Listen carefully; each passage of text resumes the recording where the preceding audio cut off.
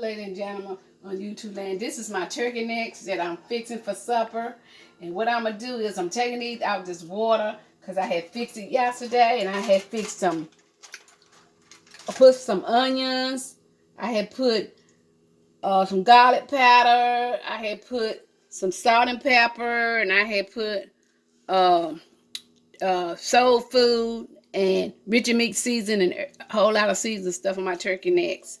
And these are turkey necks, and I'm taking the onions out of here too, putting the onions out the water into the turkey necks so the turkey necks can be smelling, tasting good and stuff. And I'm finna barbecue these turkey necks today.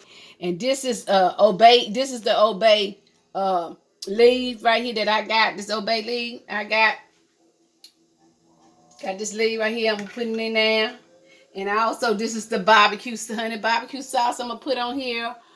Got a bullseye on it, as you can see. And I'm just, and also, we're going to have something else with it. Some vegetables or something with it too today. So if y'all like this, give us a thumb up. And you know what? And have a blessed day. And enjoy your day.